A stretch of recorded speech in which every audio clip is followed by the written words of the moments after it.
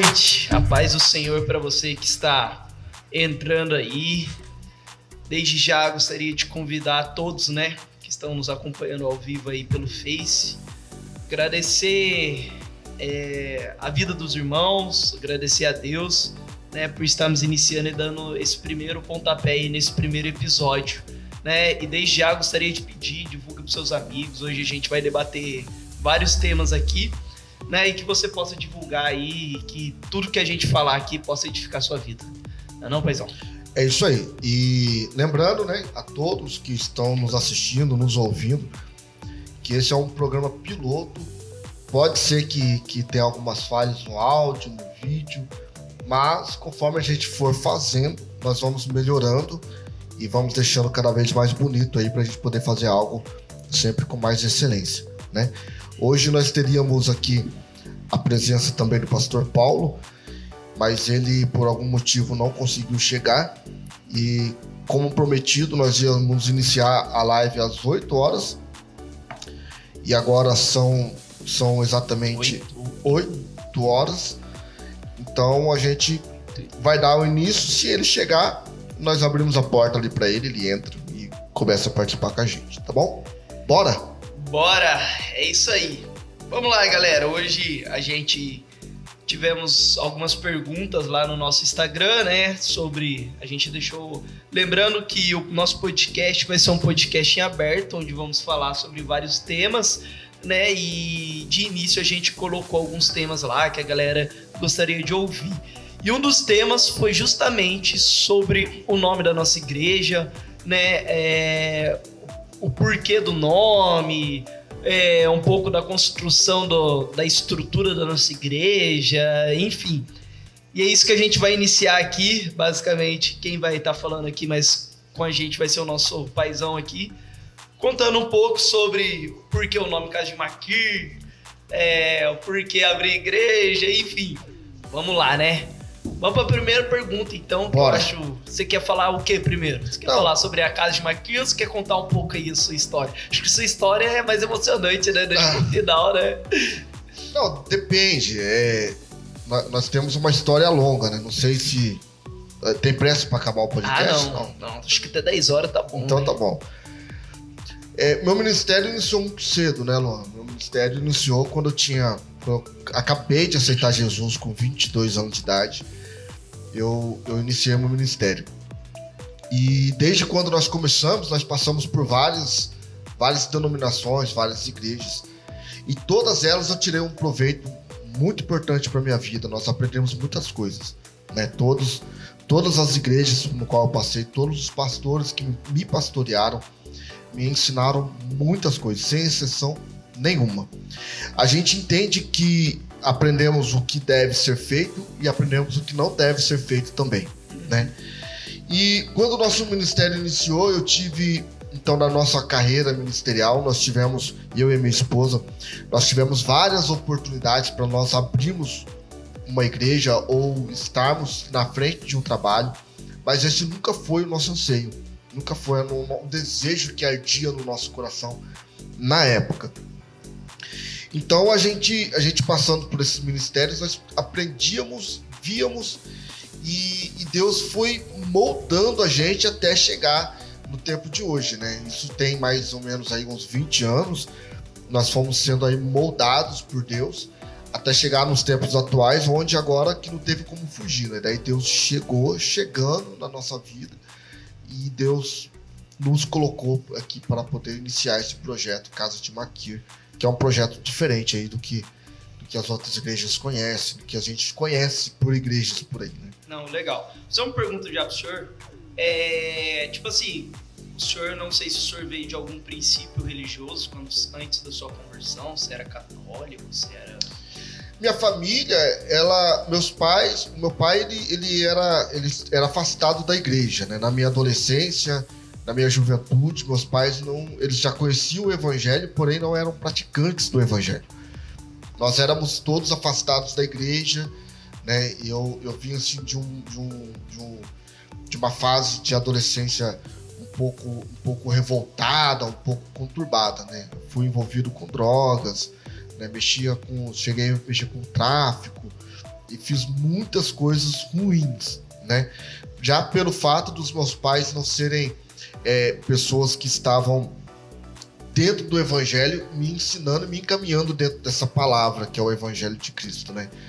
Então, eu particularmente, eu não vim de uma vertente cristã, né? Eu posso dizer que eu vim de uma vertente completamente assim, longe de Deus, né? Minha juventude, minha infância, minha adolescência, minha juventude foi toda fora da igreja mesmo, né? Vim aceitar Jesus com 19, 20 anos de idade. Então, basicamente, você nunca, desse período da sua vida, você nunca frequentou nenhum...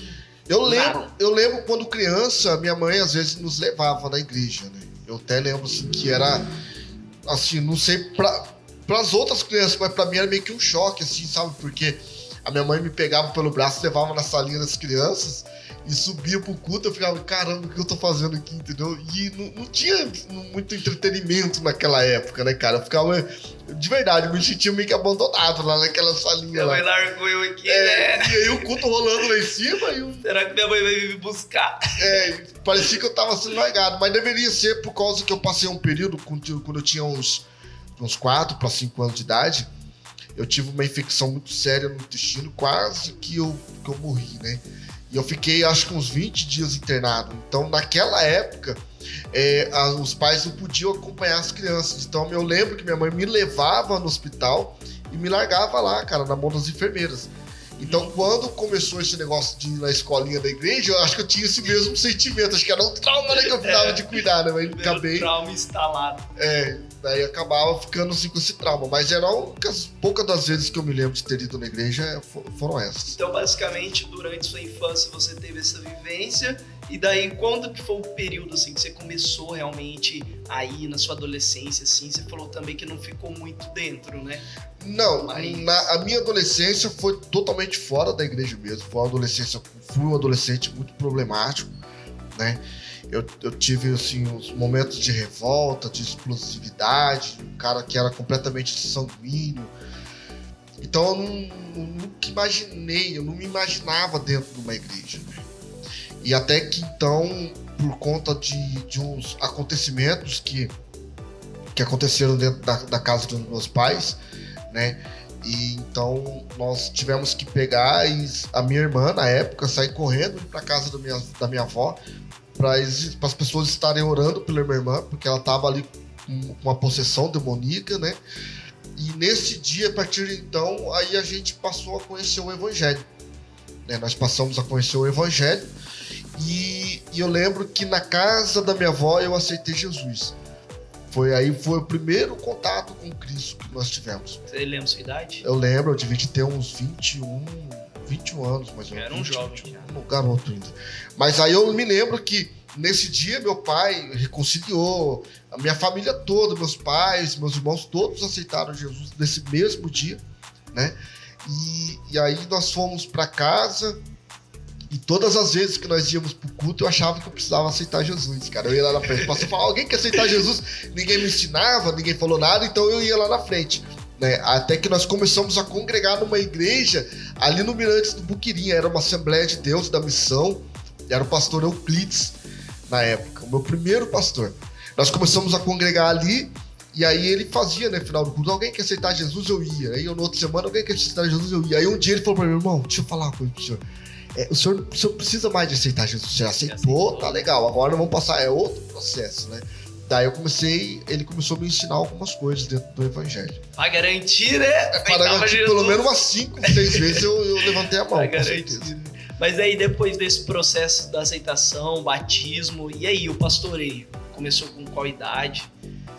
Então, eu comecei a pastorear mais ou menos com 24 anos de idade, né? Muito novo, muito inexperiente, né? Então eu costumo dizer assim, eu não sei se foi bom ou se foi ruim, né? Eu não sei se foi bom para mim poder sentir o que eu estava fazendo, ou se foi ruim porque eu poderia ter feito coisas melhores na época, se eu tivesse sido preparado para isso. Mas eu não consegui dar tudo o que eu poderia dar por falta de experiência, né? Então na época eu era o pastor mais novo do Ministério de Missões da Assembleia de Deus das Missões aqui em São José dos Campos, que era na época do pastor Luiz Celari ainda, que já faleceu e tal. Então, assim, eu era o pastor mais novo consagrado na igreja, né? E assim, pra igreja isso era legal, né? Pastor novo e tal, mas pra mim não tava sendo uma experiência muito boa na época. Uma pressão, né? É muita pressão. Mas basicamente você saiu desse pastoreio, você não teve nenhum processo, tipo assim, de ser um líder, de algo antes do pastoreio? Tive. Antes de eu começar a pastorear a igreja, eu comecei liderando, né? Eu lembro que eu liderei adolescentes, eu liderei um grupo de jovens, eu liderei as missões da igreja, né? Eu passei por um processo, mas foi tudo muito rápido para mim. É por causa da necessidade da igreja na época também, né? Então, a igreja precisava disso.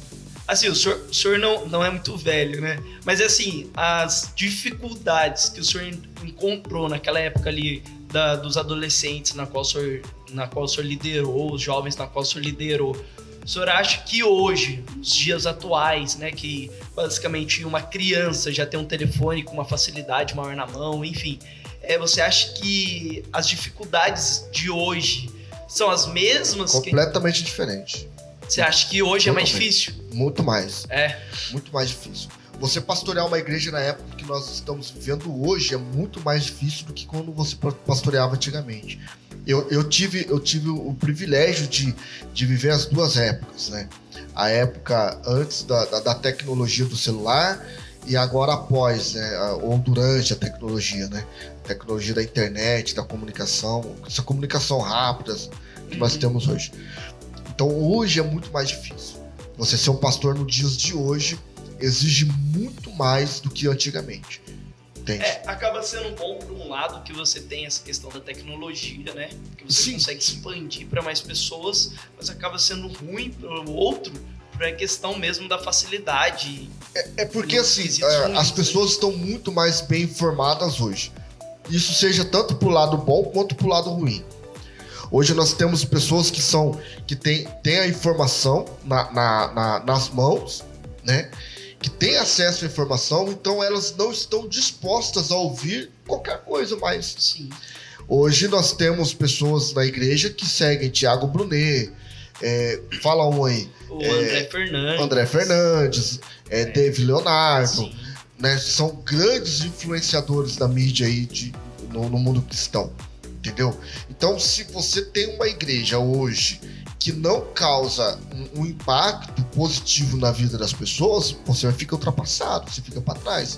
Entende? Então, hoje em dia, as pessoas não estão mais assim, indo para a igreja para ouvir você pregando, tipo, receba a chave da sua casa, receba a chave do seu carro novo. Não. As pessoas querem conteúdo. Então, se você não tem conteúdo, você não consegue confiança do teu povo, do teu público, né, da tua igreja. Entendi. Então, se fosse para você falar assim, qual que é uma chave que você daria para uma igreja de sucesso? Então, qual que é uma base, assim? Obviamente é Cristo, né, Jesus, tudo. Sim. Mas os princípios, assim, que você hoje enxerga. Cara, eu entendo assim que pra uma igreja, no meu ponto de vista, tá? Eu não sou o retentor da verdade. Sim. Tá? Então eu acho que eu penso assim, primeiramente, a gente tem que entender que cada região tem a sua realidade. Hoje nós estamos falando aqui de São José dos Campos, é a nossa realidade, a realidade que eu penso, tá? A igreja hoje, para ser uma igreja de sucesso, para ser uma igreja que vai expandir, que vai crescer, a igreja, a primeira coisa é trabalhar a mentalidade, tá? Porque você hoje, por exemplo, nós iniciamos o projeto Casa de Maquira aqui em São José dos Campos, nós vemos que as pessoas que entram dentro da igreja, elas vêm totalmente feridas de outras igrejas, tá? Porque lá a mentalidade daquelas igrejas, elas não se atualizaram, os seus pastores não se atualizaram e elas estão chegando na nossa igreja hoje totalmente feridas.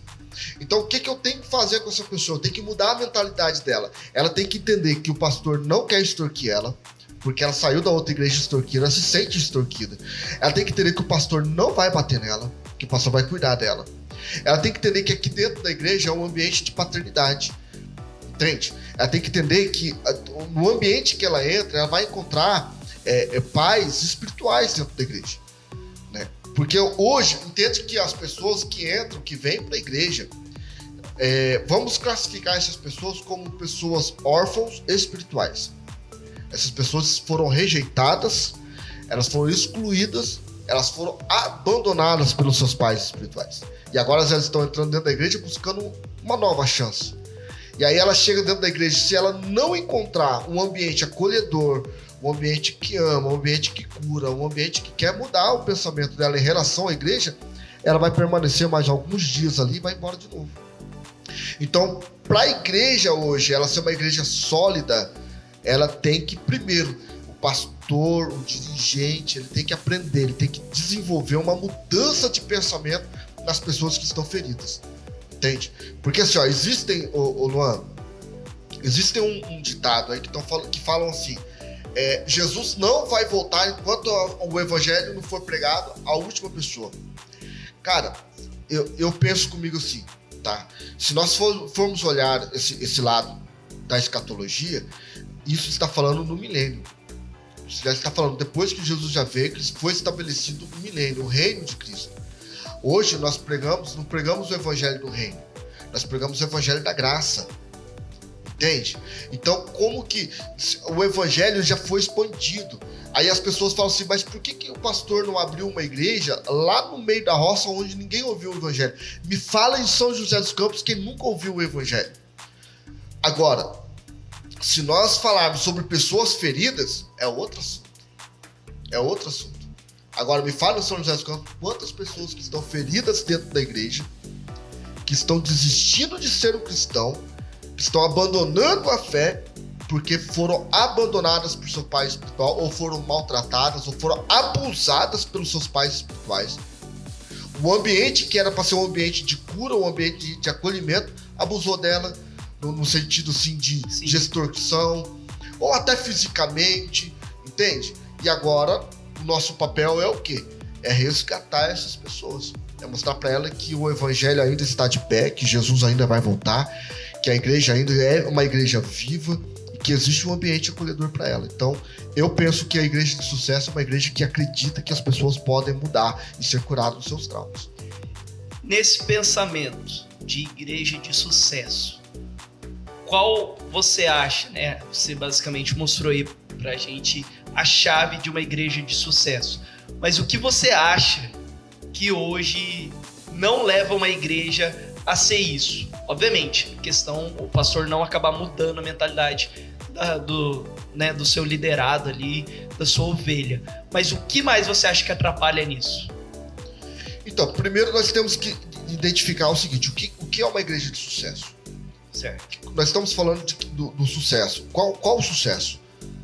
Entende? Porque se nós estivermos falando de sucesso financeiro, nós temos que pensar de uma forma diferente. Se nós estivermos falando de sucesso ministerial, nós temos que pensar de outra forma. Se nós estivermos falando de sucesso de desenvolvimento pessoal, aí é onde a gente entra. Entende? Porque assim, ó, onde as igrejas erram? Onde ela trata tudo que é espiritual. Entendi. O maior erro hoje é nós olhar para a pessoa e falar, isso aqui resolve o coração. Esse, no meu ponto de vista, no que a nossa igreja crê, é que não é assim que as coisas funcionam. Porque o que a gente prega? O que as igrejas pentecostais pregam? Algumas, uma grande maioria, pregam a tricotomia: corpo, alma e espírito. Mas se a igreja prega corpo, alma e espírito, mas ela não trata o corpo, a alma e o espírito, ela está errando. Sim. Entendeu? Então, se a pessoa entra dentro da igreja com uma perna quebrada, pastor, mas o senhor não tem fé para orar para Jesus curar a perna da pessoa? Eu tenho. Mas a questão é que isso é um problema patológico. Leva pro médico, engessa a perna dela, tá tudo resolvido, cara. Deus deixou recurso pra isso. Deus deixou recurso para isso. Entendeu? Pastor, mas se a pessoa entrou dentro da igreja, por exemplo, com problema de câncer, tá, temos recursos hoje que já são bem desenvolvidos em questões a isso. Sim. Certo? Mas, se agora todos os recursos acabaram, aí a gente apela para a questão da fé. Sim. Porque eu não posso chegar numa pessoa cancerosa hoje que está com problema de câncer e falar assim, deixa de tomar os seus remédios que eu vou orar por você. Eu não posso ser negligente nisso, certo? Pastor, e a fé tá onde? A fé tem que ser com inteligência. No meu ponto de vista, nós temos que ser inteligentes. No meu ponto de vista, nós temos que entender que a nossa fé, ela tem que ser uma fé certa. Nós temos que andar no caminho certo, com inteligência. Então, assim, se Deus deixou o recurso, usamos os recursos. Quando os recursos se acabarem, aí é onde a gente entra com a fé que move montanhas, que é a fé do impossível. Então, eu como pastor, eu não posso ser negligente nesse ponto, né? Então, a pessoa tem um corpo, nós temos que cuidar do nosso corpo através de uma boa alimentação, nós temos que cuidar do nosso corpo através de um bom sono, de fazer exercícios e tal. Depois nós temos a nossa alma.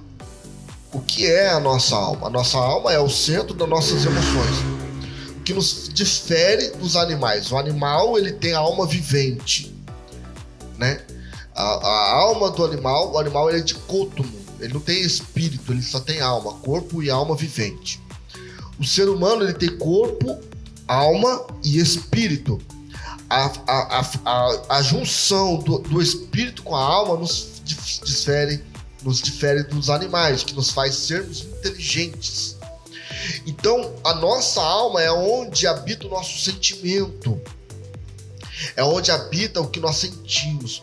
Quando nós sentimos raiva, quando nós sentimos tristeza, quando nós sentimos alegria, isso tudo está ligado diretamente à nossa alma, que transmite as reações através do nosso corpo. E o nosso espírito, ele é o que nos faz comunicar com Deus. Nosso espírito se alegra na presença do Senhor, transmite esse sentimento para a nossa alma e nós transmitimos isso através das reações e através do nosso corpo.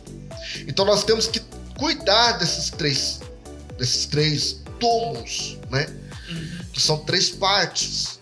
Então não adianta eu cuidar só do espírito. Quando a pessoa vem para a igreja que só quer cuidar do espírito, você pode ter certeza, essa pessoa, ela vai vir orar, ela vai vir falar em línguas estranhas, ela vai vir pular na presença do Senhor, mas a primeira luta que ela passar, provavelmente, ela abandona a fé dela. Ela vai embora porque ela só está tratando do espírito. Ah, mas por que ficou doente? Por que o pai morreu? Por que a mãe morreu? Peraí, eu orei tanto pro meu pai não morrer. Meu pai morreu. Cara, você tá achando que tudo é espiritual. Você esqueceu que ele tem uma alma, que ele tem um espírito. Você esqueceu que ele não é teu, que ele pertence a Deus. Deus deu, Deus leva a hora que ele quer. Então, quando a gente começa a entender e compreender isso, fica tudo muito mais fácil de compreender até as dores da vida, entende? Entendi. É muito importante a gente entender, né, como a gente é formado, né, nessas 3 bases que somos formados. Das 3, agora a pergunta, qual é a mais difícil de tratar? A alma, cara. A alma. E ela é a mais difícil e é a menos cuidado. Entendeu? É onde nós guardamos todas as nossas dores. É onde nós guardamos todos os nossos traumas. É na nossa alma.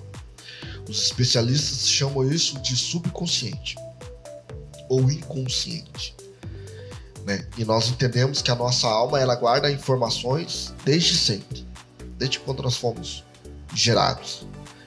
Então, o mais difícil de tratar é a alma, porque uma pessoa que tem uma alma curada, ela é uma pessoa transformada, entende?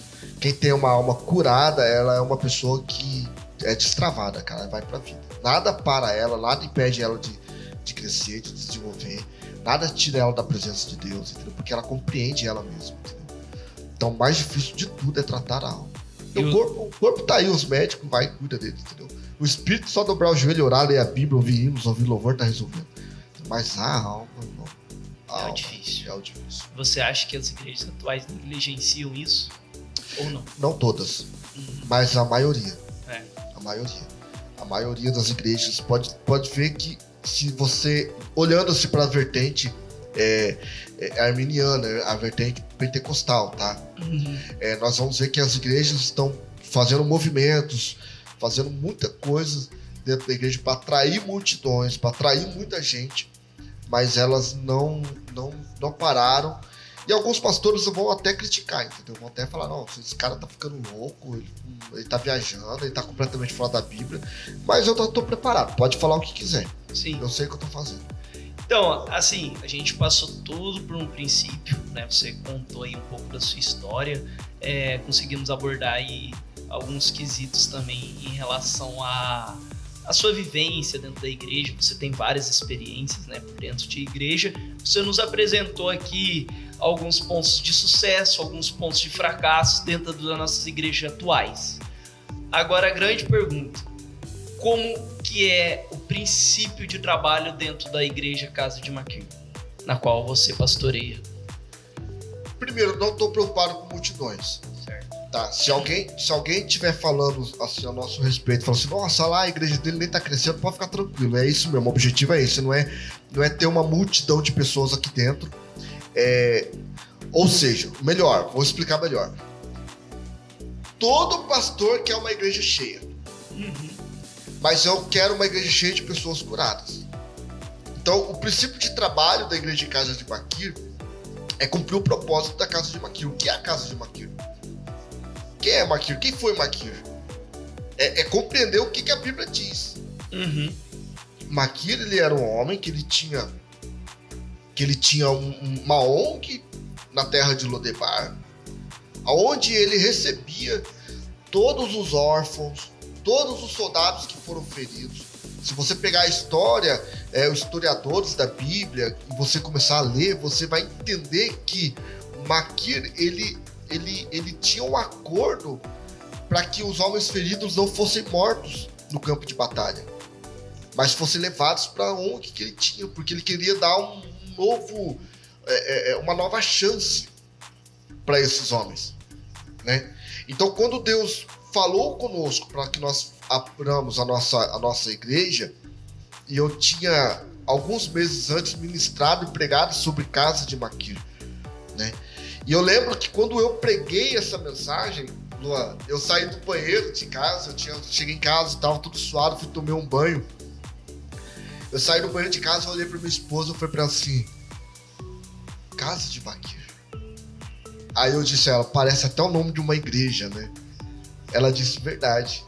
Né? Então isso, quando Deus então falou pra gente que era o momento, eu não tinha dúvida do que eu tinha que fazer. Né? Até porque eu já vinha fuçando, né? Vamos dizer assim, eu já vinha me pendendo para esse lado da questão da cura, da transformação da alma na vida das pessoas. Então, quando nós iniciamos o projeto Casa de Maquir, nós já sabíamos, nós não tinha dúvida do que tinha que ser feito. Nós sabíamos que nós tínhamos que curar pessoas, que transformar a vida de pessoas. Nós sabíamos que as pessoas viriam cheias de problemas, mas que elas teriam aqui na Casa de Maquir uma oportunidade para poder viver melhor sendo cristão, ser realmente filho de Deus, ser realmente viver como filhos, sabe? As pessoas, às vezes, elas compreendem que Deus é um Deus forte, poderoso na batalha. Elas entendem que Deus é um Deus da guerra, o Senhor dos exércitos, sabe? E dá a impressão que quando a gente fala assim de Deus, parece que nós estamos falando que Deus é um cara ruim, Longe, né? Longe de todo mundo, de acesso difícil, né? Então as pessoas servem Deus. Agora aqui na Casa de Maquir, nós não deixamos de servir o Deus, mas nós o aceitamos como Pai. Nós sentamos na mesa do Pai. Nós sentamos com Ele, comemos com Ele. Nós temos intimidade com Ele, porque um filho tem que ter intimidade com o Pai. E Ele é o nosso Pai. Foi isso que Jesus ensinou. Todas as orações, todas as vezes que Jesus se referia a Deus, Ele falava de Deus como Pai. Ele não deixa de mencionar Deus como Pai, né? Então, e assim, digamos hoje que tem um novo convertido dentro da igreja Casa de Maquir. Quais são os princípios assim que você trabalharia dentro dessa vida para mostrar esse Pai para ele? Porque, né, como a gente estava falando sobre princípios de igrejas, né, muitos acabam tendo aquele princípio de multidões, né? E aí, quando a gente cai na verdadeira real, as pessoas são feridas, né? Porque talvez ela foi para uma igreja para uma necessidade, obviamente deve ter alcançado aquela necessidade na qual ela teve, porém durante a caminhada acabou sendo ferida.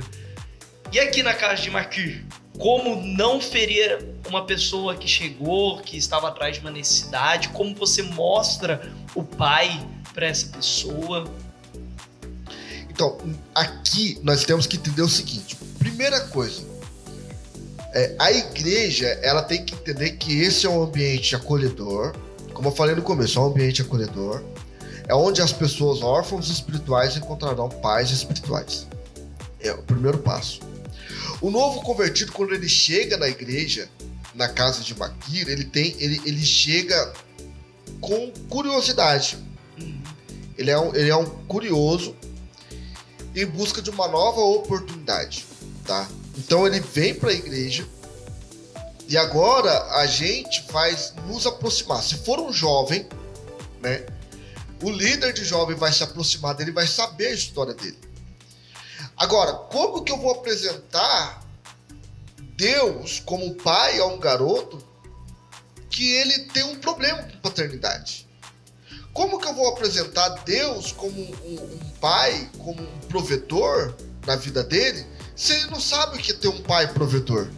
Como que eu vou apresentar Deus um pai protetor se ele foi espancado na infância dele pelo próprio pai?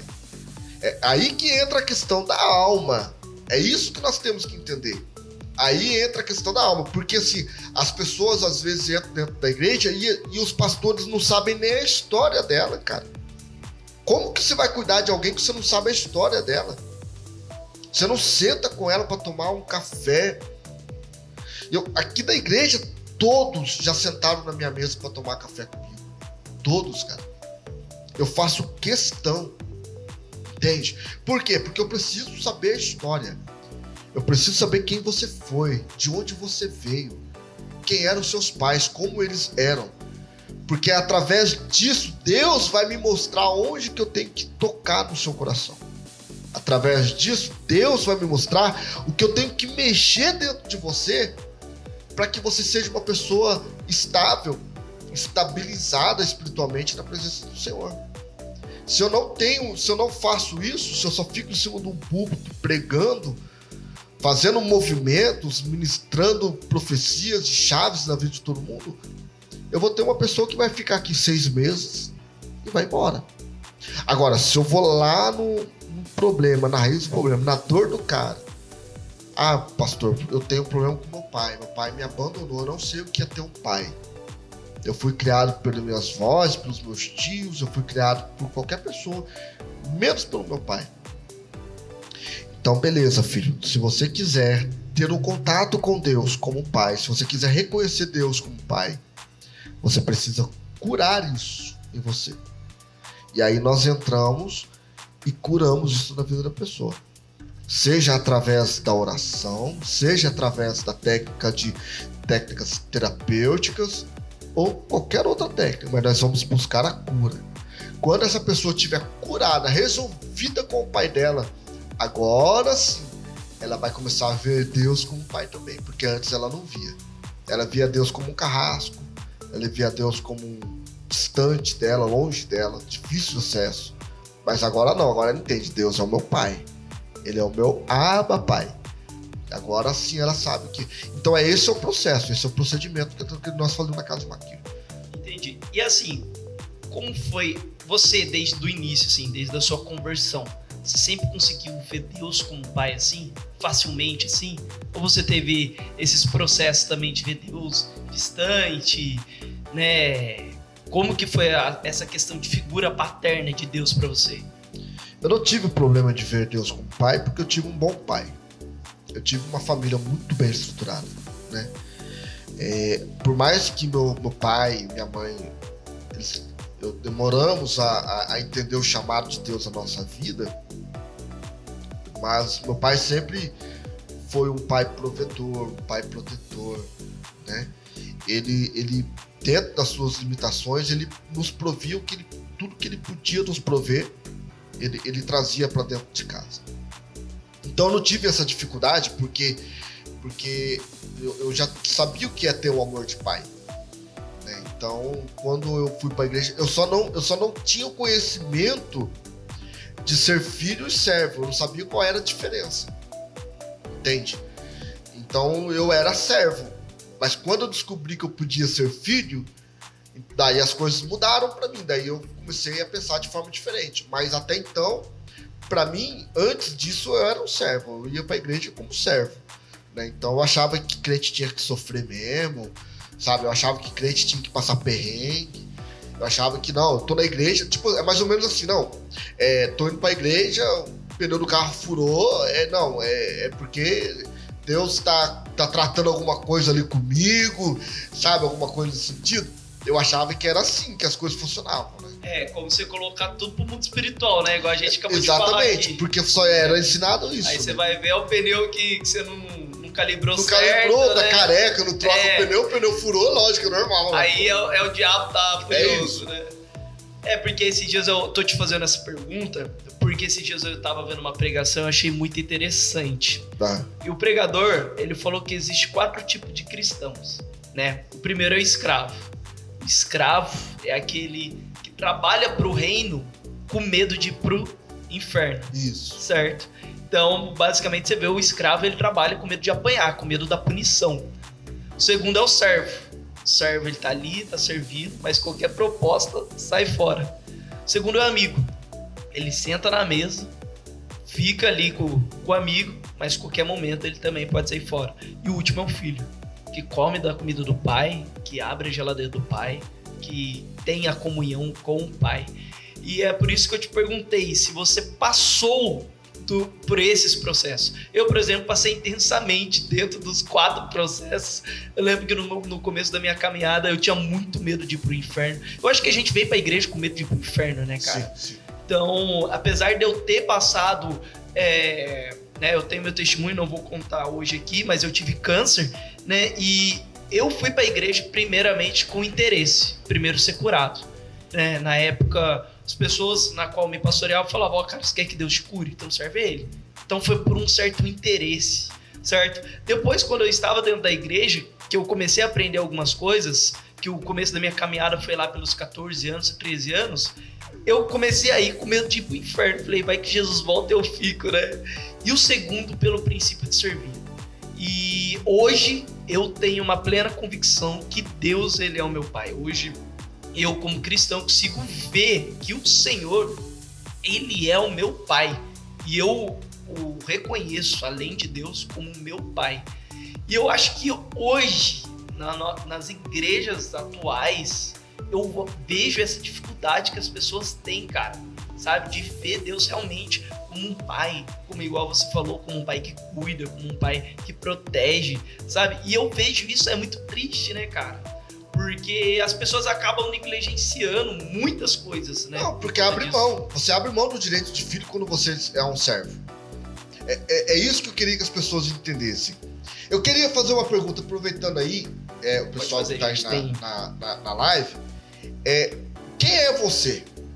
Quem é você? Você é filho ou você é servo? Ou você é um amigo? Né? Ou um escravo também. Ou um escravo. Quem é você? Responde pra gente aí, pra gente poder entender, porque assim, ó, eu queria que vocês entendessem, existe a grande diferença. Eu tava numa igreja, ô Luan, e, cara, toma muito cuidado. E nessa igreja tinha uma irmã que era uma benção. Cara, fala pra você, pensa numa irmã, tem até um ditado. Olha lá, respondendo aí, quem é aí? A Gabi falou que é filho. Aí sim, Gabi, glória a Deus. Ó, eu tava numa igreja e tinha uma irmã, o ditado assim, era um pé de boi pra trabalhar na igreja, cara. A pessoa ia na igreja, tudo que você pedia, a irmã tava lá pra atender, pra fazer. Cara, se você falar assim, ó, tem oração na igreja da meia-noite a 1, a irmã largava tudo, cara. Às 11h30 ela tava lá. 11h30, ela abria a igreja. Cara, tava lá. Pensa numa pessoa assim, ativa na obra. Mas a questão era, quando você sentava pra conversar com a irmã, ela fazia cara de dor. Rapaz, eu chegava, cara, eu dava até vergonha. Eu chegava, porque eu sou animado, eu chegava, ô irmã, paz do Senhor, tudo bem? A irmã falava assim, ó, é por acaso. Só por Deus, pastor. Misericórdia. Mas o que tá acontecendo, irmão? Não, Deus tá tratando comigo, pastor. Nossa, meu Deus. Minha filha foi internada, meu filho não sei o que. É isso. É um monte de problema, um monte de dor. Aí eu fico olhando assim, ela não tá errada. Entende? Mas é a vida que ela escolheu pra ela. Ela escolheu ser serva, cara. Então na cabeça dela, ela é uma escrava. Na cabeça dela é o seguinte, não, eu tenho que fazer. Por exemplo, é mais ou menos assim, ó. Alguém da família dela ia ser internado. E ficava uma semana. Cara, é direto. A família dela tava no hospital, cara. E ficava lá uma semana no hospital. Aí a gente ia buscar no hospital e ela falava assim, não, porque Deus me permitiu estar aqui. Velho, por que Deus permitiu?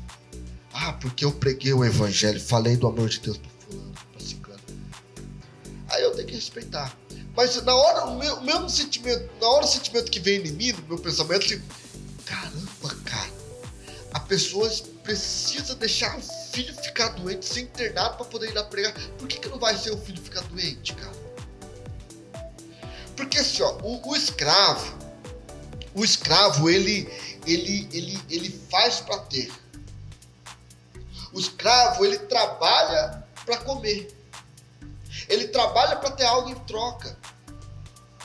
Entende? O filho não. O filho ele faz porque ele ama, cara. É diferente. Ele faz com prazer, Prazer, né? não. Eu vou na igreja porque o meu prazer é estar na presença do Pai. Não, eu vou adorar a Deus. Eu não tenho que adorar a Deus. Olha a diferença do escravo. O escravo, ele fala, não, eu tenho que ir na igreja hoje, cara. Por que você tem que ir? Isso, uma rotina. Por que você tem que ir na igreja? Ah, porque domingo passado eu já não fui. Se eu não for pra igreja... Se eu não for, o devorador vai vir, o cerco vai fechar. Vai fechar, a porta do emprego, não sei o quê. Não, cara, o filho não. O filho fala assim, não, eu vou pra igreja porque vou lá dar honra ao meu pai. Porque eu amo meu pai. É diferente, cara. Entendeu? A pegada é diferente. Então a pergunta que nós temos que fazer para as pessoas é o seguinte: quem você é nesse cenário? Quem é você? Você é um filho ou você é um escravo? Você é um servo? Ou você é um amigo que chega por um tempo e daqui a pouco vai embora e já esqueceu de tudo? Nós temos que entender, entende? E a pergunta é: como que você vai se identificar como filho se você não sabe o que é ser um filho, cara? Como que você vai tratar uma igreja? Como que você vai criar uma igreja? Por exemplo, se você pegar a irmã Beth, por exemplo, vou dar um nome fictício, tá, pra irmã? Certo. Tá? Essa irmã não existe, Essa tá, irmã pessoal? não existe. Vou dar um nome pra ela só pra mim poder não correr risco. Meu Deus, você vai ficar... Para aí. Boa. Se você pegar, por exemplo, a irmã Beth, ela não sabe o que é ter um pai. Se eu não me engano, ela é nada. Entende? Ela não tem pai, não tem família, cara. Ela não sabe o que é ter uma família. E como que ela vai se portar como filha dentro da igreja? Agora, nós oferecemos o quê? O caminho para que a pessoa se porte como filho. Pastor, eu não sei o que é ter um pai. Então, beleza. Então, nós vamos descobrir por que você não sabe o que é o teu pai. Qual que é o problema que você tem com seu pai, ou com sua mãe, ou com seus irmãos, ou com pessoas que foram autoridade na sua vida. Vamos resolver esse problema. E agora eu vou te apresentar um pai. Você vai deixar de ser servo. Você vai subir um patamar. Deixa de ser servo para ser um pai. Nós temos que entender isso. Entendeu? E esse é o problema da grande maioria das igrejas, que não conseguem proporcionar esse sentimento na vida das pessoas. Durante, né, todo essa... Só falando aqui, ó, a Laura, que está nos acompanhando também, falou que não é escrava, ó, glória a Deus. Eita! E a pastora Ana Cláudia falou que é filha com certeza, hein? Glória a Deus. Tá vendo? Agora falando ainda, né, nessa questão de filho e pai, durante toda essa experiência que você tem de vida, lá atrás, você acha que teve mais dificuldade das pessoas reconhecerem Deus como pai, ou nos dias atuais temos essa dificuldade maior ainda? Cara, eu não consigo fazer uma diferença de questão de dificuldade, tá? Eu quero acreditar que lá atrás era mais difícil, até porque o evangelho pentecostal estava florando na terra ainda, né? O Pentecoste tem, 100 anos que está aqui no Brasil, 120 anos, no máximo. Depois a gente vai dar números mais precisos. Mas, assim, o evangelho pentecostal, ele veio de uma forma muito, cara, eu não vou dizer irresponsável, mas ele veio de uma forma muito assim, muito avassalador, sabe? Então, assim, quando entrou o Pentecoste veio para o Brasil, então tudo se transformou em pentecostal. Entendeu? Então as pessoas iam para a igreja, dependendo do jeito que o pastor pegava a Bíblia para ler, e ele falava assim, eu mudava até a voz. Você já viu esses pregadores? Ele tá falando com você aqui, ele tá normal, falando que é pirão, ele pega o microfone, eu salto os irmãos com a santa, gloriosa paz do Senhor Jesus. Aí, os crentes lá na nave da igreja já falavam em língua estranha, cara, já pulavam só por causa disso, entendeu? Eita, glória, já saía dando rodopio, já virava ninja de Jeová, já saía desse jeito, sabe? Cara, isso é ótimo, é muito bom, só que era só o que era pregado. Sim.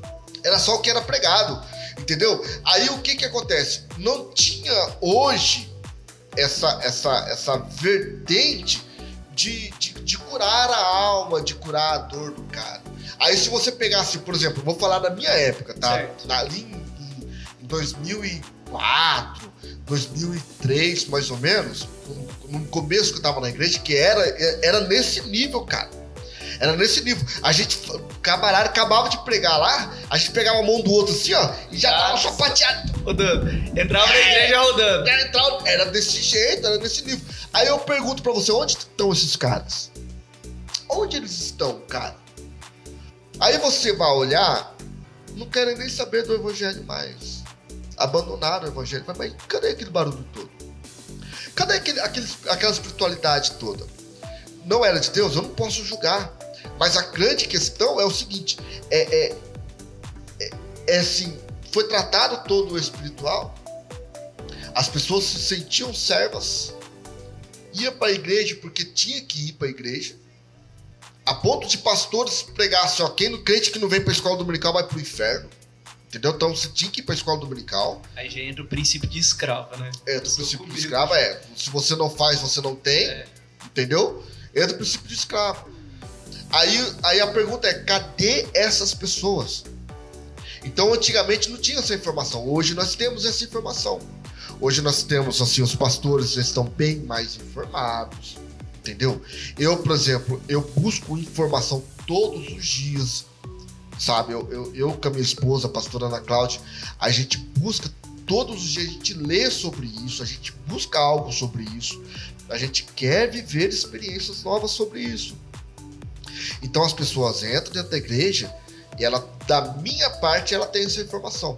Mas hoje, eu entendo assim, antigamente, no meu ponto de vista, era mais difícil por falta de informação. Porque não se tinha a informação que nós temos hoje. Hoje é mais fácil, mas os pastores não pregam porque a igreja não vai encher do jeito que enchia antes. Entende? Porque é mais fácil fazer um movimento pentecostal na igreja, encher de pessoas dentro da igreja que não estão curadas, que não estão transformadas, do que eu falar assim, ó, você precisa ser curado. Você precisa de mudança na sua vida pessoal, tá? Não é espiritual, não. Na sua vida pessoal, para você alcançar o seu objetivo espiritual. E as pessoas não querem. Entendeu? As pessoas preferem ficar no reteté de Jeová, ficar no barulho. A grande maioria prefere, mas do que ter uma igreja que prega sobre isso. O pior é que tudo isso que a gente tá falando aqui se encaixa, né? Basicamente a gente falou de várias coisas já estamos basicamente quase 1 hora já falando. Bastante tempo. E é uma linhagem, né, cara? Porque, ó, a gente falou aqui primeiro os 3 princípios: espírito, corpo e alma, certo? Aí depois a gente falou de algumas dificuldades dentro da igreja e hoje a gente chega aqui, ó, igual você falou. A pessoa só quer ficar no reteté e ela não entende que se ela não curar algumas coisas pessoais dela, ela não consegue romper com Cristo. não é verdade? Então, em tudo isso que a gente chega numa principal vertente. A grande questão é a gente conseguir alinhar essas 3 coisas, correto? Agora eu te pergunto, qual você acha que é a dificuldade nas igrejas atuais, com tantas informações que nós temos, igual a gente já falou, tecnologia é muito fácil hoje, por que uma pessoa viria na igreja? Sendo que ela pode alcançar essa cura, né? Por rede social, por YouTube, qualquer terapia, exatamente, psicólogos, online, né? Abre lá no YouTube, qualquer coisa que você colocar no YouTube hoje, como curar o nervosismo, cara, vai ver o tanto de coisa que aparece no Google, monte de técnicas, né? No YouTube. Qual que é, nisso a gente tá falando de algo específico, mas o que traria uma pessoa hoje aqui com a consciência de que, poxa, eu preciso melhorar minha vida? Sem que ela fale assim, não, lá é o lugar que pode me ajudar. Ou...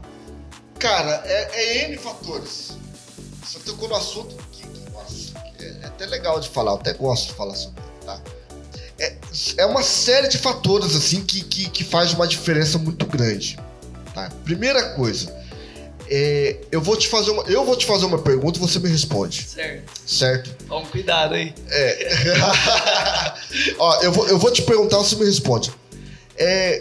Você gosta de assistir filmes? Gosto. Que tipo de filme que você gosta?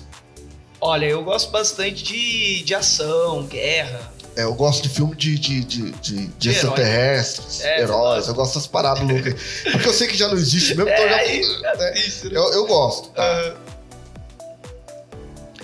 Quais são as plataformas de filmes que você tem hoje na sua mão pra você assistir? A principal plataforma de filme que eu tenho hoje é a Netflix. Mas tem a Amazon, sim, a Apple TV, tem a Disney. que mais? A Disney. O que mais que tem? Tem um monte, né? Cara. Tem um monte aí. Beleza. Então, se você quiser assistir um filme, o que você faz? Você vai lá na sua principal plataforma, Netflix, você digita um filme. Não preciso sair de casa. E assiste o seu filme, sim, certo? Com certeza. E aí, beleza. Assistiu o filme, tá felizão, vai dormir, já tá na cama. Já fecha o olho ali mesmo, dorme, acabou, tá no outro dia. Agora, por que o cinema não fechou? Mas as locadoras de vídeo fecharam. Sim, verdade. Certo? Não se vê mais locadora de vídeo. Não vê. Você lembra, antigamente, que você ia na locadora, tinha a Ligue Vídeo, a Blockbuster lá no centro. Tinha um monte, né? Tinha um monte vários de filmes ali. Muito aí se alugava pra devolver depois de 3 dias. Tinha que rebobinar a fita, senão você era multado. Tinha umas paradas assim. Sim, cara, isso foi algo muito vivenciado na minha vida, porque a minha mãe, a gente gosta sempre de assistir filme, eu e minha mãe, sabe? E eu lembro que a gente descia a pé no Alto Santana, alugava uns 3 filmes lá, tinha que devolver no outro dia, senão pagava a multa. Isso, e do lado onde era o primeiro salão da Ana Cláudia, que era essa locadora. Ali no Alto Santana. Não, e já entrando no tema, depois acabou as locadoras quando veio o DVD. Né? Aí meu pai comprava filme pra arrebentar de DVD. Né? 3x10, nossa, cara. Pirateando. Mas enfim. Aí o que aconteceu com as locadoras? Fecharam. Sim. Por que a locadora fechou? Porque não atualizou, irmão. Sim, verdade. Não atualizou. Mas as pessoas não deixaram de ir ao cinema. E por que as pessoas vão ao cinema? Porque lá no cinema elas vão ter experiências que em casa ela não vai ter. No cinema ela vai ter uma experiência visual, né? Aquele ambiente está preparado para recebê-la. No cinema, ela vai ter uma Coca-Cola para ela tomar, um pote, 1 litro de Coca-Cola, um saco de pipoca, e ela vai sentar numa poltrona confortável. E ela vai ter uma tela gigante na frente dela. Ela vai ter um som perfeito, uma iluminação perfeita.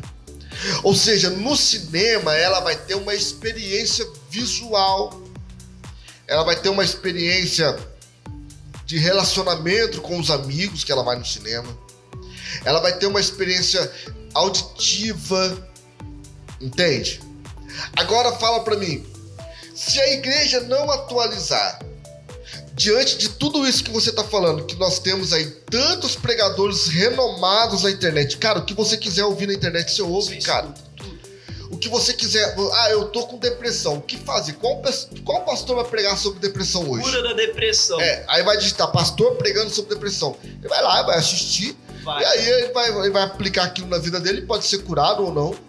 Agora, o que vai fazer essa pessoa sair do sofá da casa dela e vir pra igreja, cara?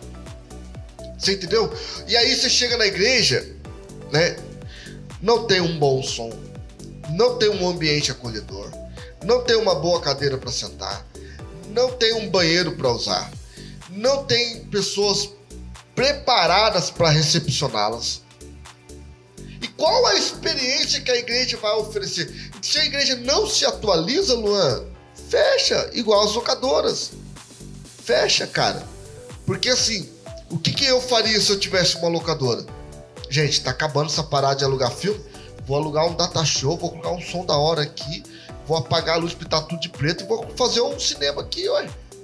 Vou fazer um cinema do bairro. Mas ninguém fez isso, aí fechou tudo. Entendeu? Não se atualizaram. Não se atualizaram.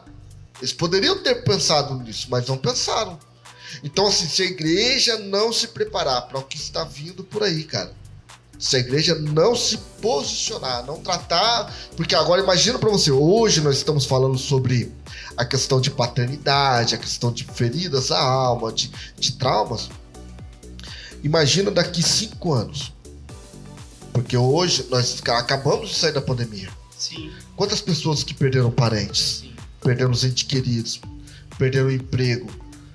Quantos problemas que a pandemia nos gerou no coração das pessoas.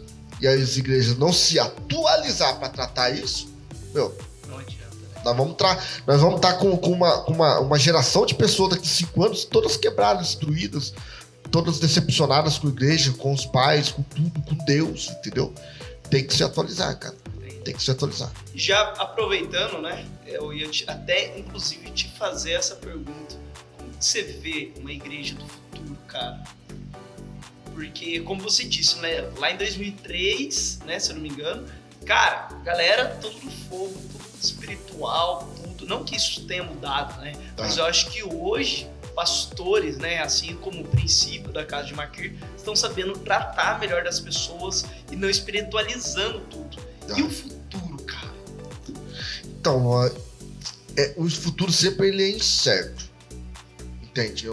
É assim... Porque, ó, igual eu disse, a primeira dificuldade que a gente tem hoje, tecnologia, né? Óbvio, é uma dificuldade, um recurso, com certeza. Se não fosse tecnologia, a gente tá fazendo isso aqui agora.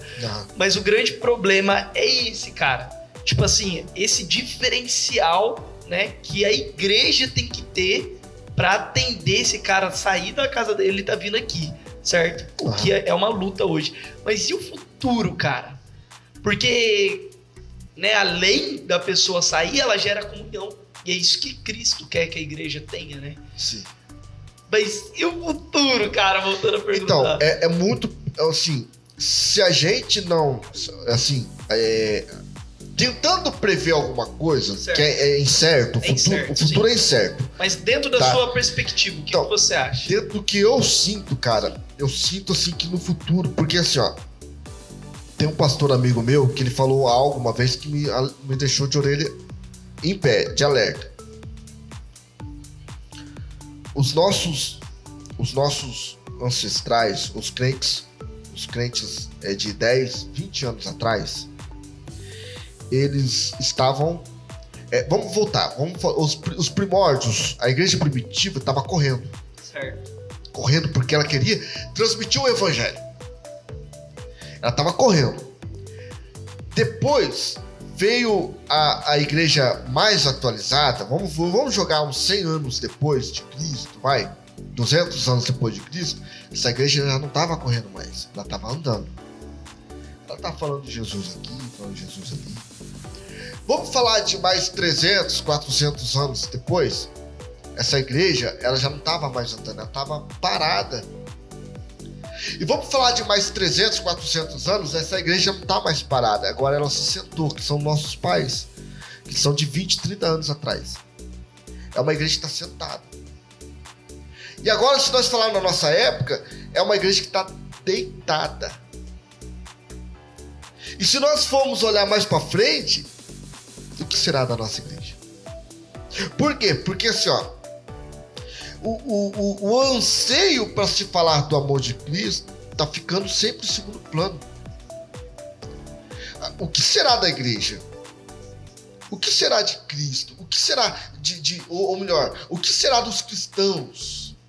Como será o cristão do futuro? Eu não consigo, é incerto, porque assim, ó, que de repente os pastores de influência, inclusive, vou citar o nome, Silas Malafaia, Marcos Feliciano, esses pastores que influenciam grandes igrejas, pastor aqui da igreja da cidade, que é o pastor Carlito Paz, essas igrejas de grandes influências, se esses pastores que influenciam multidões não se posicionarem, como eu creio e eu vejo que eles se posicionam, para poder mudar a mentalidade dos cristãos, os crentes futuramente serão crentes de televisão, cara.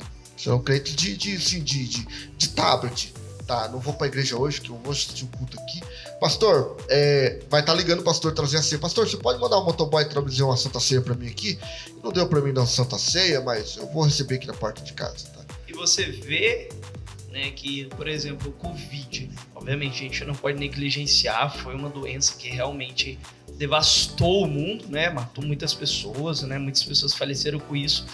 Mas acabou acontecendo isso, né, cara? Covid, basicamente, ele abriu esse sinal de que, ó, tem como. Tem como. E aí, o que vai acontecer? As pessoas vão Santa Ceia dentro do carro, você lembra disso? Aí, o que acontece? Aí as pessoas falam assim, então, né, a igreja se atualizou pela internet, então agora eu vou continuar em casa. Entendeu? As pessoas continuaram ficando, os crentes, tá, continuaram ficando em casa. Enquanto nós, pastores, você sabe, cara, fizemos cultos pra ninguém. Pra ninguém. Na igreja. Só pra quem tava assistindo. Só pra quem tava assistindo. E assim, vou te falar uma coisa, cara. Um dia faz um teste pra você, coloca um celular ali e vem aqui e prega pra você ver a diferença que é. Sabe por quê? Por mais que as pessoas fiquem em casa, cara, elas não sentem o que a gente sente aqui dentro da igreja. É incrível, cara. É incrível quando você estabelece um lugar como a casa de Deus, como o lugar da morada do Senhor. Entende? Porque assim, por mais que você prega com a mesma pegada, cara, até pra você é estranho você olhar os bancos vazios. Porque é tão importante aquele irmão que dá um glória a Deus lá no final da igreja, lá no canto. É tão importante aquela irmã que dá um aleluia. Aquelas pessoas que começam a interagir com o louvor, interagir com a igreja. Entende? Pra quem tá pregando, que isso motiva, sabe, que isso acelera o seu coração, o coração do pregador. E aí a gente consegue pregar com mais fé, com mais firmeza. Vou fazer uma pergunta aqui, pastor. Né, a irmã Laura falou assim que é verdade mesmo o que o senhor tá falando. E eu queria fazer uma pergunta aí para quem tá assistindo a gente. O que vocês acham? O que é mais o ambiente? Vocês preferem um culto online ou estar presencialmente dentro da casa de Deus? E já passando por, né, aí em cima disso ainda, cara, agora uma pergunta. Calma aí, deixa eu formular essa pergunta. Calma aí. Caramba, cara, travei. Perguntar com cuidado pra não ler. Deixa eu perguntar com cuidado. Lembrei. Seguinte, agora me fala qual que é a fatalidade de quem decide. Mesmo assim, por exemplo, eu prefiro ficar em casa. O que isso pode ocorrer na minha vida? Tipo assim, tô assistindo um culto, tô dando glória aqui na minha casa aqui. E aí? É o famoso eu sou igreja, né? Não, eu sou igreja. Isso é polêmico, tá? Eu sou igreja? Não, porque eu sou igreja. Sim. A Bíblia fala que eu sou igreja. A igreja somos nós. A igreja somos nós. Uhum. Mas a pergunta é, a Bíblia fala realmente que você é igreja? Ou que você é um templo? O que a Bíblia fala? O que é ser... Primeiro, qual é o papel da igreja? Tá? O que é ser igreja? Deixa eu te fazer uma pergunta agora. Tá? Me responde. Certo. Qual a sua profissão? O que você trabalha hoje? Hoje eu sou professor de educação física. Certo. E o que você é aqui agora? O que eu sou aqui agora? Eu sou igreja, é isso? Não. Você é um professor de educação física agora? Não, aqui agora não, desculpa. Não, você tá dando aula agora? Não estou dando aula. Então aqui você é o Luan, certo? Certo. Você não é um professor de educação física. Não sou. Aqui, Certo. Você é formado em educação física, mas você aqui, você não é um professor. Aqui você está sentado como eu estou sentado, trocando uma ideia, beleza? Sim, beleza. Se eu tivesse convidado você como um professor de educação física, aí você seria o professor de educação física aqui, certo? Agora, o que é ser igreja, Luan? O que é ser igreja? Por exemplo, nós temos aqui conosco um polícia, um policial, um PM, tá? Um policial militar. Quando ele tá aqui, ele não é um policial militar. Ele tá aqui, ele não deixou de ser uma autoridade respeitada, mas aqui ele tá sentando e ouvindo a palavra e no mesmo nível de todas as outras pessoas ali. A pergunta é, primeiro, qual é o papel da igreja? Quando nós compreendemos o papel da igreja, nós entendemos assim, eu não posso ficar em casa. Beleza? Por quê? Quando a pessoa fala assim, não, porque eu sou igreja. A Bíblia fala que eu sou igreja, então não tem essa de eu preciso estar indo na igreja para eu poder adorar ou qualquer coisa assim. Tudo bem, realmente. Primeiro, caiu a água. Pega aí. Primeiro, qual é o papel da igreja? Certo. O papel da igreja é adorar e glorificar a Deus. Esse é o papel da igreja. Tá? Certo. Aí o apóstolo Paulo ele vai falar assim que quando nós nos reunimos para prestar um culto, e o nosso culto tem que ser um culto racional. E no nosso culto, na nossa reunião, nós temos que ter hinos, testemunhos, salmos, profecias. É o que Paulo fala. Beleza? Certo. Agora, se o papel da igreja é adorar, se o papel da igreja é ter hinos, se o papel da igreja é ter louvores, se o papel da igreja é ter salmos, se o papel da igreja é ter profecias, você tem tudo isso dentro de você, cara? Não tenho. A Bíblia fala que nós somos corpo de Cristo. E como corpo de Cristo, cada um tem a sua função. Nós somos membros, fazemos parte do membro do corpo de Cristo. Né? Eu vou até corrigir, a Bíblia fala que nós somos membros do corpo de Cristo. E cada membro tem a sua função. A mão tem a sua função, o pé tem a sua função, os olhos, o nariz, a boca tem a sua função. Certo? Agora, a mão, ela pode ser membro de um corpo sozinha? Pode. Então, como se eu sou a mão do corpo de Cristo? Vou falar uma forma bem ilustrada para que todos entendam. Se eu sou a mão do corpo, e se eu fico em casa enquanto o corpo está reunido aqui, esse corpo está faltando uma mão, cara. E como que eu vou ser mão lá em casa? Não tem como. Não tem como, se eu preciso do braço para eu poder me mover. Entende? Então as pessoas precisam entender que nós somos igreja quando nós exercemos somente no momento em que nós exercemos o papel de igreja. Porque quando você está no seu trabalho dando aula de educação física, você não é igreja. Você é um templo. Você não é igreja, você é templo. Quando você está dando aula... Meu amigo, vamos ser sinceros aqui, vai. Se você está dando aula, se você começar a falar em línguas estranhas ali, se você começar a cantar, se você abrir a Bíblia e começar a falar da Bíblia para os seus alunos, no outro dia você é demitido da sua escola, cara. Porque não é para você fazer aquilo ali agora, naquela hora. Por mais que você tenha tudo com você. Aí eu sei cantar, eu sei pregar, eu sei ler a Bíblia, eu profetizo para mim mesmo. Por mais que você faça, você sabe fazer isso. Ali não é o seu ambiente, não é para você fazer isso. A igreja, ela só é igreja quando ela se reúne. Por isso que a Bíblia fala, onde houver 2 ou 3 reunidos, eu estarei no meio. Então quando eu tô sozinho, Deus não tá? Deus tá, porque você é morada, irmão. Quando você tá sozinho, Deus tá também, porque você é morada, você é templo.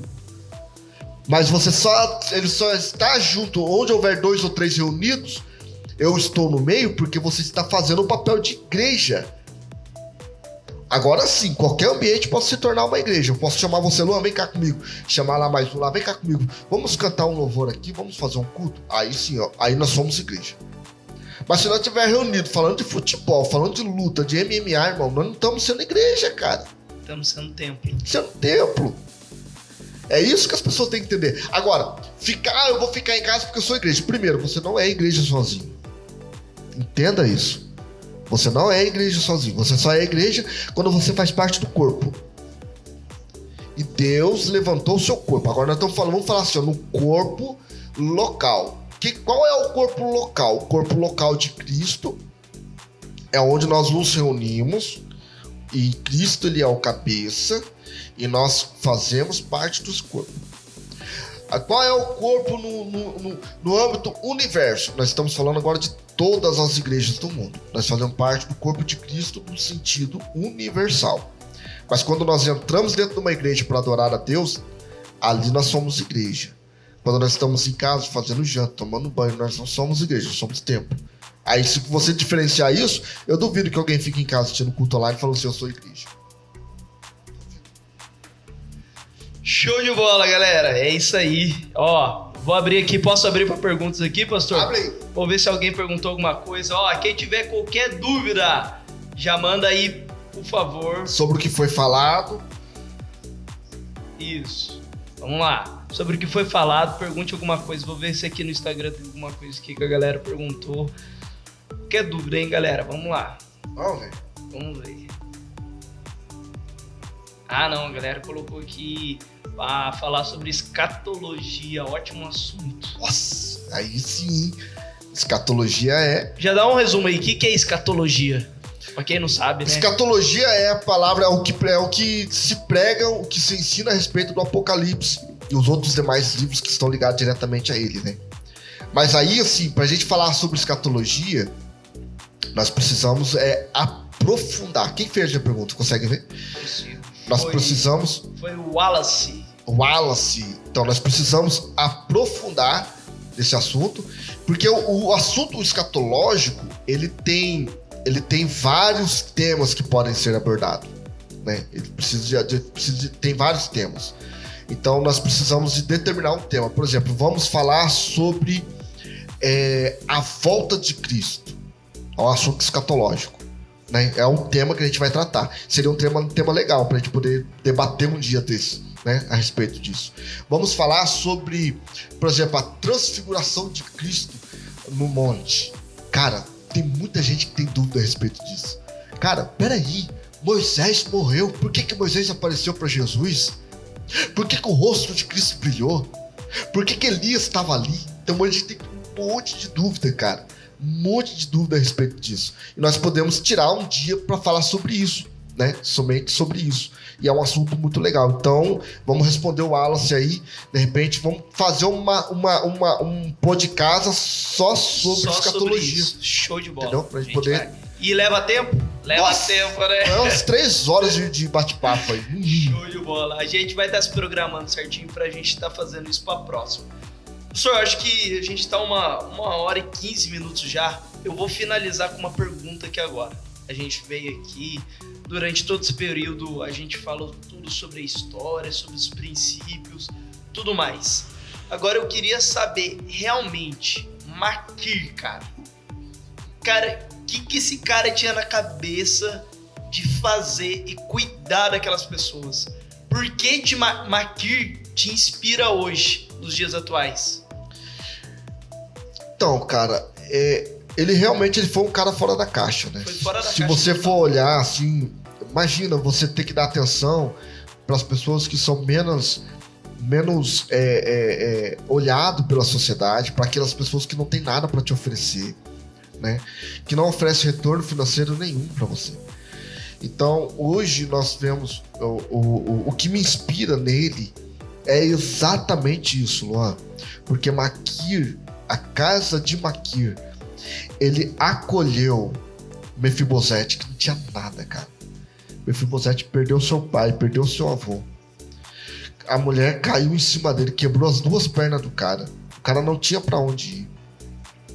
Foi lá pra casa de Makir, Lodebar. Lodebar era a terra do silêncio, onde não se falava muito, onde não se ouvia muitas coisas, sabe? Ficou abandonado naquele lugar. E aí, na casa de Makir, ele foi acolhido.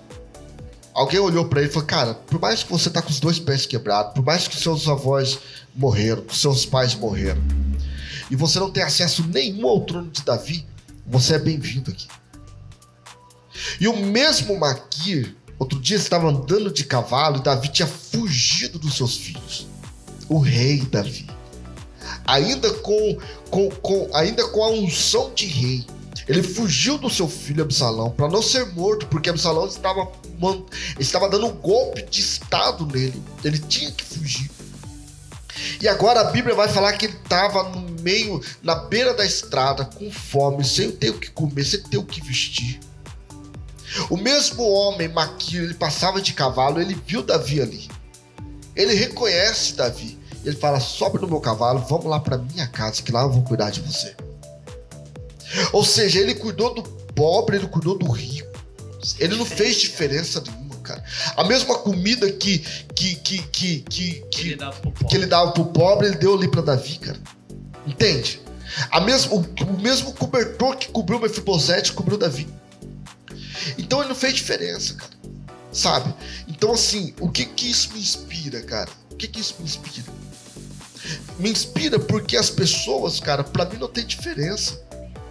Pra mim não muda nada, cara. Não muda nada. Aqui na nossa igreja nós temos pessoas que têm uma condição financeira melhor do que outras. Mas quando a gente tá aqui, cara, quando eu desço assim do altar, eu olho no nível, assim, eu vejo todo mundo no mesmo tamanho, sabe? Com a mesma proporção. Pra mim, assim, eu não tomo café na casa de um e deixo de tomar café na casa do outro.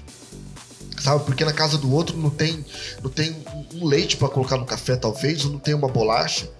Mas na casa do A, eu tenho ali picanha pra me comer no churrasco. E na casa do B, eu não tenho isso.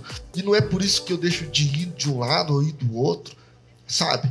Até questões de dízimo, de oferta na nossa igreja, nós fazemos de tudo para que eu não tenha conhecimento de quem oferta, de quem dizima mais ou melhor do que o outro, para que eu não pudesse, para que ninguém me julgue. Fala: o pastor tá comendo na casa do fulano porque fulano é melhor. Por que não comeu na casa do ciclano? Porque ciclano não tem, sabe? Eu não tenho esse problema. E isso me inspira, cara, porque o meu ministério é um ministério de cura, de libertação. Eu quero ver as pessoas serem libertas do seu ego, libertas do seu eu, libertas dos seus traumas, libertas das suas dores, sabe? Libertas daquilo que prende, das fortalezas espirituais que cercam essas pessoas. Eu quero ver as pessoas serem curadas, cara. Curadas de dores espirituais, de dores da alma, de dores físicas. Então esse ambiente, para mim, ele não poderia chamar outro nome, não poderia ter outro nome que não fosse casa de Davi. Casa de Maquir, desculpa. Porque a casa de Maquir é um ambiente de cura. Ele é um ambiente de transformação, cara. E se nós não sabermos que a igreja, ela é para ser um lugar de curar, de transformar, assim como foi na casa de Maquir, cara, para que eu vou abrir igreja? Para que nós teríamos que ter uma igreja para a gente congregar? Continuaríamos onde nós estávamos. Não precisava, porque pensa que é fácil ter uma igreja? Pensa que é simples? Não é, mas é para quem gosta, né? Para quem tem chamada, entendeu? E assim, isso Deus falou conosco. Outro dia nós podemos fazer um podcast só falando sobre essa chamada, esse momento. A gente chama a pastora aqui junto para poder falar com a gente. O dia que Deus nos chamou, Deus deixou bem claro: foi para isso que eu te chamei. Então, eu não tenho dúvida, tanto que eu entro cegamente, cara, no que eu estou fazendo. Às vezes, as pessoas tentam colocar dúvida, as pessoas tentam colocar incertezas, mas o fato de tentar não quer dizer que consegue, porque eu sei para que Deus me chamou, e eu sei para que esse ambiente serve. Essa igreja, ela foi chamada, ela foi levantada por Deus para curar pessoas feridas. Então, se você está ferido, se você está machucado e você não consegue achar a cura em outro lugar, aqui na casa de Maquir nós temos uma palavra de libertação, de cura e de transformação. É isso que me inspira, cara. Por isso que Maquir me inspira tanto. Nossa, cara. Mas já falando aí, né, que aqui é a casa. Já fala aí então os dias de culto aí, por irmão que quer vir. Poxa, nós temos culto aqui todos os dias da semana. Segunda, terça, quarta, mentira.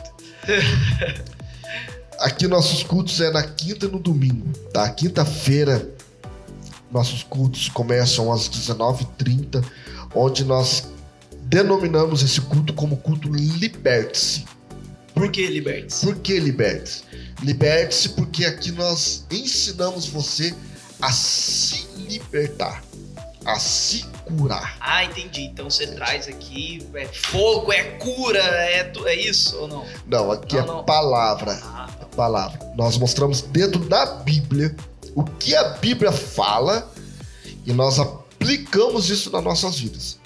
Entendi. Nós ensinamos a respeito do fruto do Espírito. Certo. O fruto do Espírito é amor, alegria, benignidade, bondade, enfim. Nós ensinamos como a pessoa vai aplicar o amor na vida dela, como a pessoa vai aplicar a felicidade na vida dela. Então aqui o culto Liberte-se é para você se auto-libertar, para você se transformar, se libertar, né? E no domingo, cara, domingo é festa. Domingo é pauleira, é pedrada. Domingo é o dia que a gente celebra, que a gente pula, dá glória a Deus, aleluia. Domingo é o culto da celebração. Né? Show de bola. E as demais, tipo assim, por exemplo, né? Fazendo uma pergunta polêmica aqui, que veio. Num culto liberte-se, certo? Por que não um culto de fogo, Qual que é o critério da igreja hoje? Como que você vê, tipo assim, por um lado mais pentecostal, por um lado mais palavra? Como que é?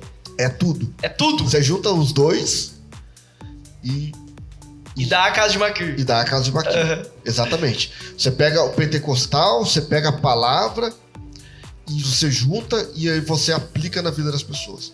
Porque assim, com todo respeito, eu vivenciei muito isso. Tem muitas igrejas que vivem só do Pentecoste. Que não sei, cara. Não sei hoje com o meu pensamento saber se é errado ou não, né? Mas falta a palavra, né, cara? Então, a questão de viver do Pentecoste, a igreja que vivem de Pentecoste, de movimentos pentecostais, não é errado, cara. É aquilo que eu falei pra você, o cara tá no espiritual. Tudo pra ele é espiritual, entendeu? Acabou a água, é o diabo que cortou a água, entendeu? Acabou a luz, é o diabo que cortou a luz. Pra ele tudo é pentecostal, tudo é espiritual.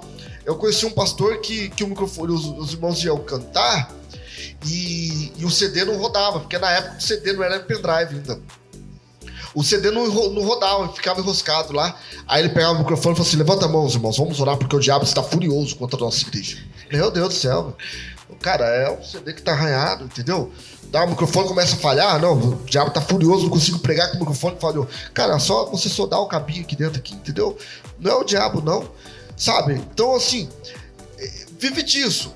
A questão, o critério é o seguinte: é se você tá muito no espiritual, você fecha os olhos para outras coisas.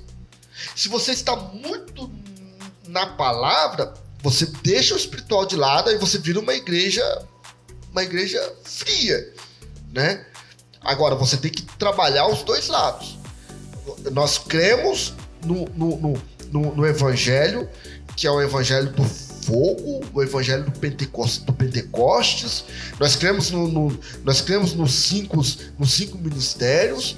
Nós pregamos isso, vivemos isso. Mas nós também sabemos que nós temos que crescer na graça e no conhecimento. Sem isso, se não houver o equilíbrio, você vai ter um monte de crentes, desculpa, é a palavra, crentes burro dentro da igreja. Entendeu? Pulando, girando no giraia, dando bicuda em todo mundo, jogando o banco pra cima, falando que é Deus, que é Pentecoste e desviados. Entendeu? Amanhã não tá dentro da igreja mais. Amanhã tá ali fumando maconha na beira da rua ali, tá fazendo um monte de bagunça.